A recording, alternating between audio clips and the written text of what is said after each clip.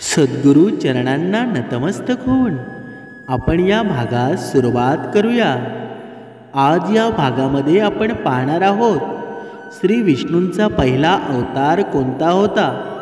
बघा, मस्त अवतार हा भगवान श्री विष्णूंचा पहिला अवतार आहे। भगवान श्री विष्णूंनी मस्त रूपामध्ये अवतार घेऊन एका ऋषींना सर्व प्रकारचे जीव जंतू गोळा करण्यास सांगितलं। आणि जेव्हा पृथ्वी पाण्यात बुडत होती ना, तेव्हा मस्त अवतारातील देवाने त्या ऋषींची नाव बुडत असताना रक्षण केलं बघा। आणि यानंतर ब्रह्मदेवानं पुन्हा जीवन निर्माण केलं। दुसऱ्या मान्यतेनुसार जेव्हा एका राक्षसाने वेद चोरले आणि समुद्राच्या खोलात खोलवर लपवले, तेव्हा भगवान श्री विष्णूंनी मस्त रूप धारण केलं आणि वेद परत मिळवले आणि त्यांना पुन्हा स्थापित केले। बघा, आता बघूयात मस्त अवतारातील नक्की कथा तरी काय आहे। ही पौराणिक कथा आपण आता पाहूया। बघा, एकदा ब्रह्मदेवांच्या निष्काळजीपणामुळे एका मोठ्या राक्षसाने वेद चोरले होते बघा। त्या राक्षसाचं नाव होतं हयग्रीव होते।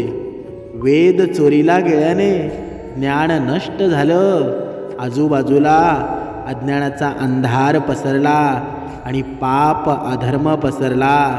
त्यानंतर धर्माच्या रक्षणासाठी भगवान श्री विष्णूंनी मस्त रूप धारण करून हयग्रीवाचा वध करून वेदांचे रक्षण केले। देवाने माशाचं रूप कसं घेतलं त्याची पण सुद्धा आश्चर्यकारक कथा आपल्याला सांगितली जाते। त्यामध्ये बघा, त्या कथेमध्ये कल्पाच्या आधी एक सद्गुणी राजा तपश्चर्या करत होता। राजाचं नाव होतं सत्यव्रत होतं। सत्यव्रत हे केवळ सद्गुरूच नव्हते, तर त्यांचे हृदय खूप उदार होते। बघा, सकाळ झाली होती, सूर्य उगवला होता। सत्यव्रत कृतमाला नदीत स्नान करत होते। बघा, आंघोळ करून त्यांनी तर्पणासाठी ओंजळीत पाणी घेतलं, तेव्हा ओंजळीच्या पाण्यासोबत एक छोटा मासाही आला। बघा, सत्यव्रताने मासा नदीच्या पाण्यात सोडला। मासा म्हणाला, हे राजा, पाण्यातील मोठे मासे लहान जीवांना मारून खातात। नक्कीच कोणीतरी मोठा मासा मलाही मारून खाईल, कृपया माझा जीव वाचवा। बघा, सत्यव्रताच्या ह्या हृदयात करुणा उत्पन्न झाली। त्याने पाण्यात भरलेल्या त्या कमंडळूत बघा मासा टाकला। त्यानंतर एक धक्कादायक घटना घडली। एका रात्रीत माशाचे शरीर इतके वाढले की कमंडळू राहण्यासाठी बघा त्या कमंडळूमध्ये राहण्यासाठी लहान झाला।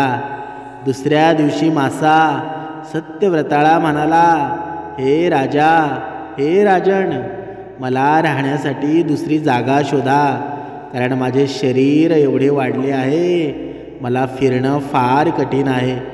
सत्यव्रतानं कमंडळूमधून हा मासा काढला आणि पाण्यानं भरलेल्या भांड्यात ठेवला। इथेही एका रात्रीत माशाचे शरीर भांड्यात इतके वाढले की ते भांडेही राहण्यासाठी लहान झाले। दुसऱ्या दिवशी हा मासा पुन्हा सत्यव्रताला म्हणाला, हे राजन, माझ्या राहण्यासाठी दुसरी कुठेतरी व्यवस्था कर, कारण माझ्या राहण्यासाठी भांडेही लहान होत चाललं आहे। मग सत्यव्रतानं मासं बाहेर काढले आणि तलावात ठेवले, पण माशासाठी तलावही लहान झाला। यानंतर सत्यव्रत यांनी मासे नदीत आणि नंतर समुद्रात टाकून दिले।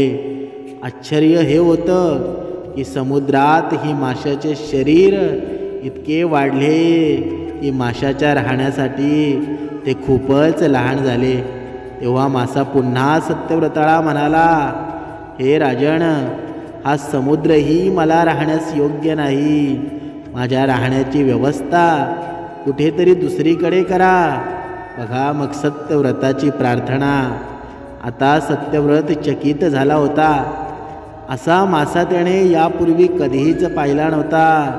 तो आश्चर्यचकित स्वरात म्हणाला, माझ्या मनाला बघा विस्मरणाच्या सागरात बुडवणारे तुम्ही कोण आहात? तुमचे शरीराची दररोज ज्या गतीने वाढ आहे ते लक्षात घेता तुम्ही नक्कीच कोणीतरी दैवी शक्ती आहात असे म्हणता येईल. खरं आहे? मग तुम्ही माशाचे रूप का घेतलं आहे हे तरी मला सांगा.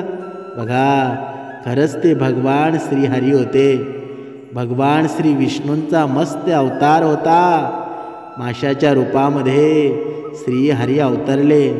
हे राजन, हयग्रीव नावाच्या राक्षसाने वेद चोरले आहेत आणि जगभरात अज्ञान आणि अधर्माचा अंधार पसरला आहे. बघा हयग्रीवला मारण्यासाठी मी मस्त रूप धारण केलं आहे. आजपासून 7व्या दिवशी पृथ्वी विनाशाच्या चक्रात जाईल. समुद्रात मोठमोठ्या लाटा येतील. भयंकर पाऊस पडेल. संपूर्ण पृथ्वी पाण्यात बुडवून जाईल. पाण्याशिवाय दुसरं काहीही दिसणार नाही. एक नाव तुमच्यापर्यंत पोचेल. 7 दिवसांनी सर्व धान्य आणि बियाणे घ्या. बघा ऋषीमुनींसोबत नावेवर बसा आणि त्याच क्षणी मी तुम्हाला पुन्हा दर्शन देईल आणि तुम्हाला आत्मज्ञान देईल. त्या दिवसापासून सत्यव्रत श्रीहरीचे स्मरण करीत प्रळयाची वाट पाहू लागले. बघा 7व्या दिवशी प्रळय आल्याने दृश्य दिसले. समुद्रही वाढू लागला आणि त्याच्या मर्यादेच्या पलीकडे वाहू लागला. जोरदार पाऊस सुरू झाला. थोड्याच वेळामध्ये संपूर्ण पृथ्वी पाण्याने भरली. संपूर्ण पृथ्वी पाण्याने व्यापलेली होती. त्याच क्षणी एक नाव दिसली. सत्यव्रत त्या 7 ऋषींसह त्या नावेवर बसला आणि त्यांनी नावेत संपूर्ण धान्य आणि औषधी बिया भरल्या. बघा विनाशाच्या सागरात नाव तरंगू लागली. त्या नावेशिवाय त्या विनाशाच्या महासागरात कुठेही काही दिसत नव्हतं. अचानक महाप्रळय सागरामध्ये मस्त रूपात श्रीहरी प्रकट झाले. सत्यव्रत आणि 7 ऋषी मस्त रूपात देवाची प्रार्थना करू लागले. हे प्रभो, तुम्हीच सृष्टीचं उत्पत्ती करता आहात, पालन करता आहात, रक्षक तुम्ही आहात. कृपा करून आम्हाला तुमच्या आश्रयात घ्या आणि आमचे रक्षण करा. बघा सत्यव्रत आणि 7 ऋषींच्या या प्रार्थनेने मस्त रूप भगवान श्रीहरी प्रसन्न झाले.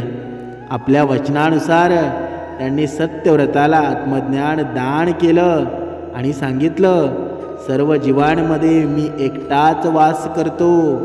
कोणीही उच्च किंवा नीच नाही. सर्व जीव समान आहेत. जग नश्वर आहे. माझ्याशिवाय नश्वर या जगात काहीही नाही. जो प्राणी मला पाहून आपले जीवन जगतो ना, तो सर्व काही शेवटी ते माझ्यामध्येच विलीन होतात. बघा हयग्रीवची हत्या. बघा मस्त रूपात भगवंताकडून आत्मज्ञान मिळाल्याने सत्यव्रताचे जीवन धन्य झाले. तो जिवंत असतानाच जीवनमुक्त झाला. जेव्हा प्रळयाचा क्रोध शांत झाला तेव्हा मस्त रूपात देवाने हयग्रीवचा वध केला आणि त्याच्याकडून वेद हिसकावून घेतले. भगवंतांनी ब्रह्मदेवांना पुन्हा वेद दिले.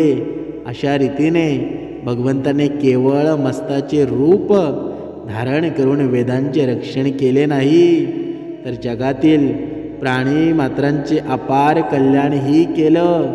त्याचप्रमाणे देव वेळोवेळी अवतार घेतात आणि सज्जनांचे आणि ऋषींचे कल्याण करतात.